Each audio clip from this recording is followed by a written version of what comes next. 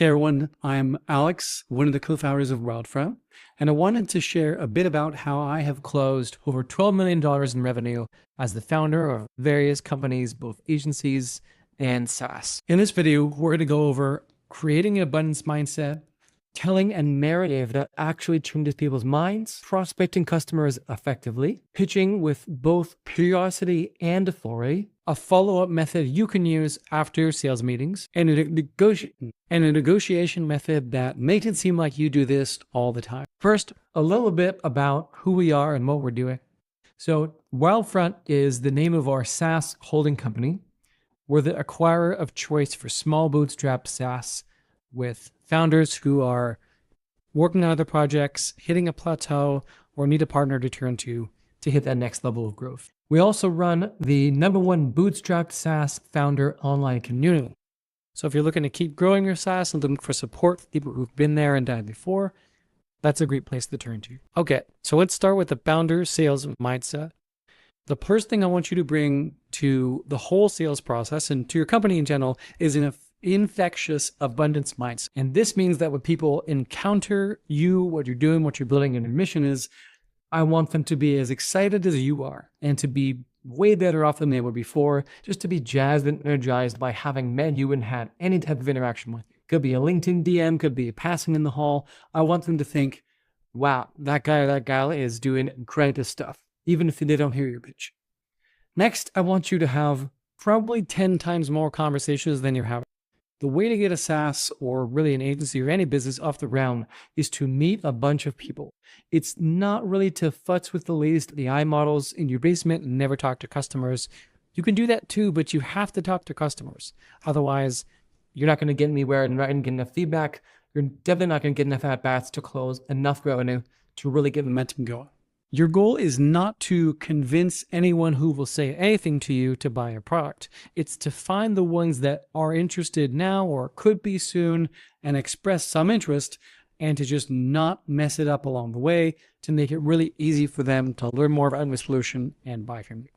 And this goes for whether you're selling services, products, AI tools, or anything else.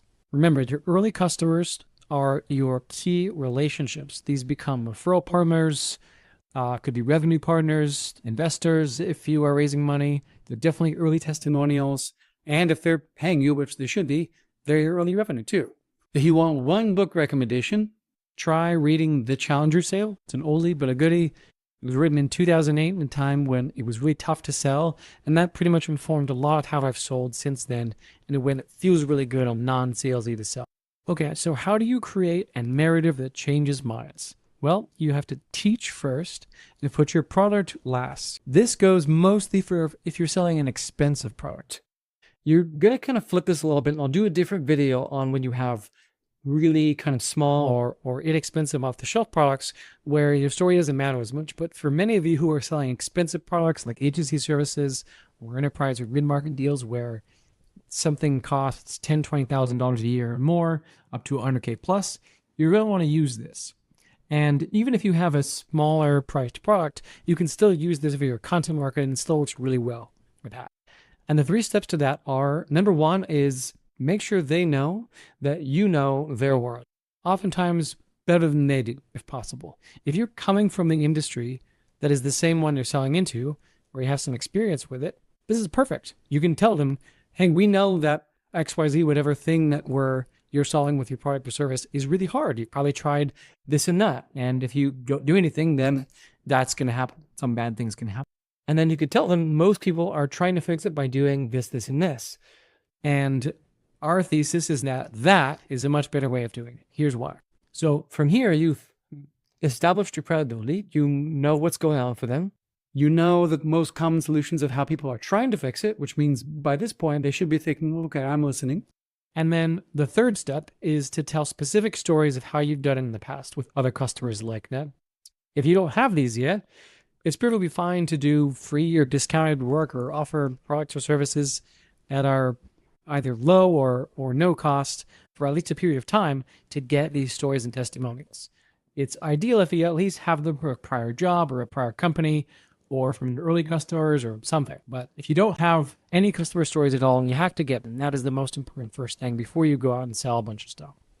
Okay, and so next, how do you actually funnel your customer and prospect effectively? The surface level stuff is kind of easy. You can use various tools. I'll put some in the description of this video for how to find actual prospects and contact information like emails and phone numbers and to generate good quality lists.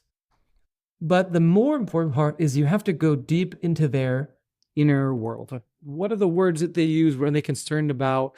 What kind of people are these? What are the typical processes they follow? What are their main SOPs? How do their teams look like? How do they think? That's the much more important part of identifying with your prospects than, say, I asked out to directors of marketing at tech companies. That's fine, but you really want to get into their headspace more than just their job title.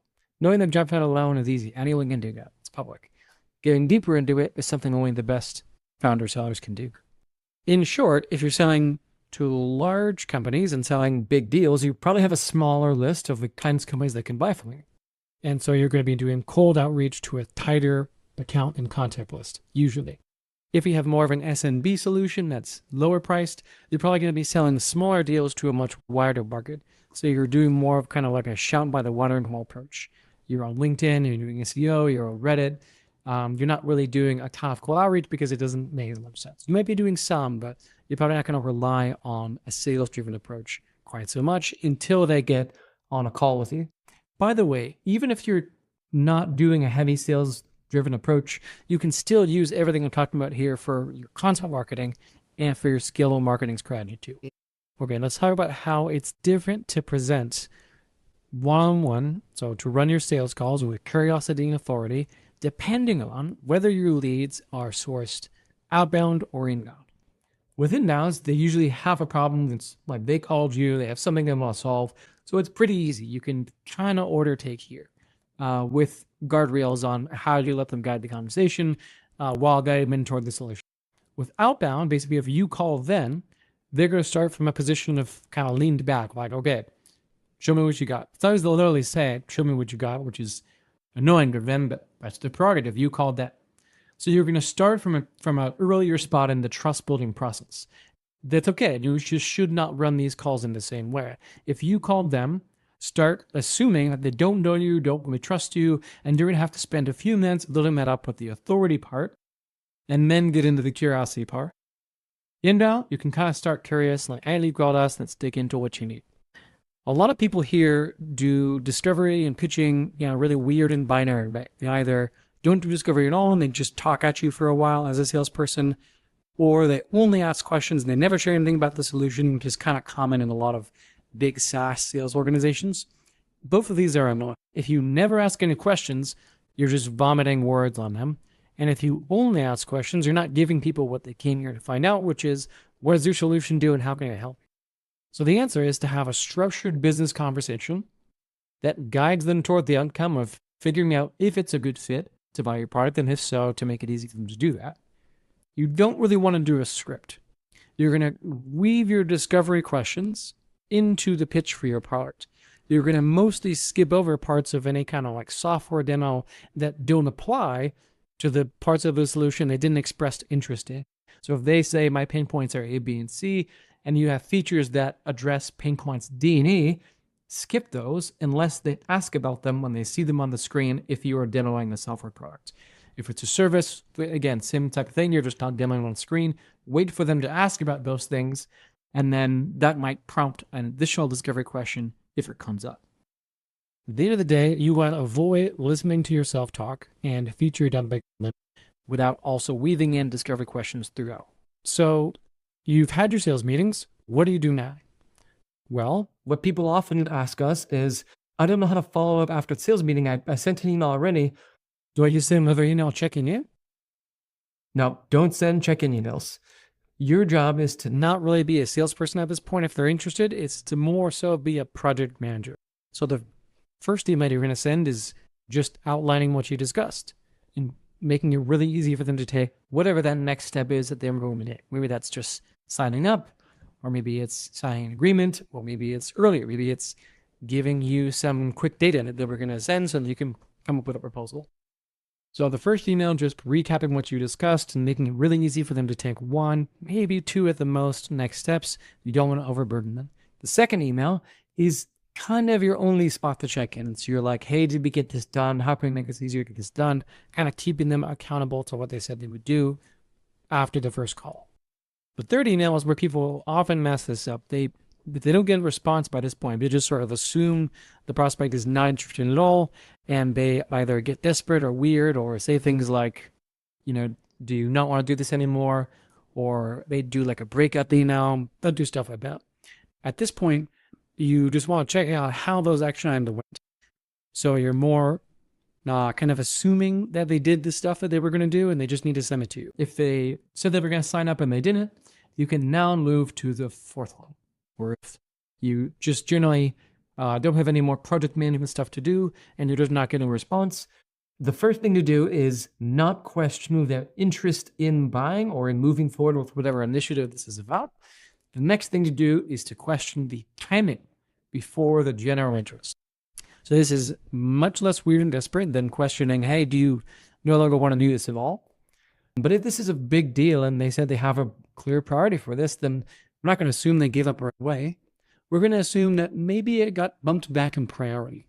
So if they were going to, revamp their conversion optimization on their website or their internal knowledge base search or whatever it is your product does, or if it's a service, same idea. If they wanted to improve their SEO or rebuild their website, they probably still want to do it, but they may want to do it in some other time. So in this email, they're going to send something like, so-and-so, did this project get bumped to next quarter or the following? If you have any customization here, such as that they were fighting for budget with their CFO, you could put it in those terms. You could say, did your budget conversation with the CFO cause this to get pushed to Q3 or 4? Something like that. So again, we're not assuming the deal's off. We're assuming the deal's later. Okay, if you still don't get a response, now you can say, did you give up on this project, or have we changed gears entirely? Something like that. Use your own words, but now is the time to question, is this whole thing still a priority? You'll often get responses here to the effect of like, yes, but like something weird is happening. They didn't get budget.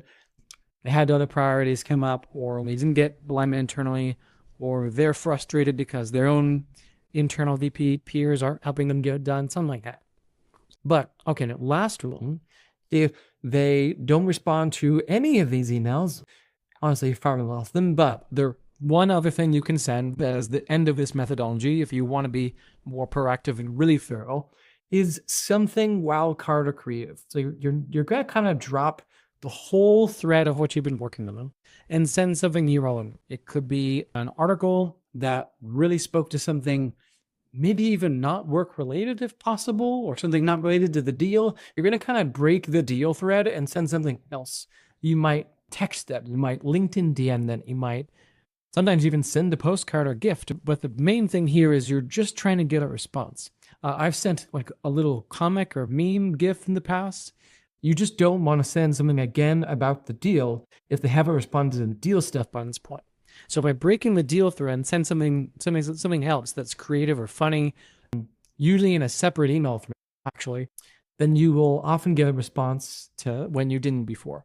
And they'll say something like, oh, that's super funny. Thanks for thinking of me. Yeah, I'm so sorry I dropped the ball. And then they'll tell you why they didn't move forward, or sometimes they just do move forward. And they're like, yeah, it is the right time to do it. So that's your follow-up framework. We spent a good amount of time on that because a lot of people mess this up. Don't just check in. All of your emails should move something forward, should provide a new angle on the situation, add value in some way. Cool. So assuming that you are moving this deal forward and it seems like something that you should close, how should that happen? Well, it should happen naturally. It shouldn't feel like a close. You shouldn't have like a line or a script or something where you kind of strong arm them to get it. It should feel more like saying, if it's on a call or even an email, something like, okay, great. It sounds like everyone's on board. Any hesitations or final questions before we figure out an onboarding start date? Something like that. Something where it's just like the only natural thing to say at that point would be to then figure out, how they want to pay or what they want to get started or something along those lines. If that wouldn't be natural to say, you probably haven't done the other work required before this point. Because if you try to close them, quote unquote, before they're bought in, you'll get weird defensive reactions.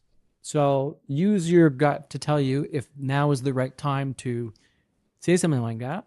And if you get any weird sensations of like, oh, it isn't like I wouldn't want to say that right now, then they probably had not done the previous sales work. So go back and keep doing the discovery work, the curiosity work, uncover hesitations to make sure they're bought in, and follow that follow framework too. Lastly, remember, if they're engaging with you, if they're responding, if they're taking your calls, they do want to solve this problem. You probably have not gotten them here unless they're really just information shopping, which is relatively rare. It does happen, but it's not what you want to assume that they're doing. Then they do want to solve this problem. Doesn't mean they're going to buy, but it does mean they are bought into working on it. And if they're bought into working on it, then you haven't lost them yet. And it's not a reason to drop your abundance mindset. Just kind of desperately go for the please buy for me type of thing there. Okay, if you want one more book recommendation, I recommend Never to Split the Difference by Chris Voss. This is a great book, and it's not specifically about business sales. It's got really good business negotiation chapters in there, along with like hostage negotiation and really cool stuff that I recommend you read to give yourself that mindset, negotiation from a grounded place, not from a desperate place. And that's pretty much it. Thanks for watching. I hope this advice helped you in some way to clear up your mindset and gain some new tactical feedback on your sales process. I hope this helps you close 1, 2, 3, 5, 100, or 200 more deals in the next 1 to 5 years. And check out, again, the links below the video for more of the book recommendations and where to learn more about Wildfront. We hope to hear from you soon, and good luck there.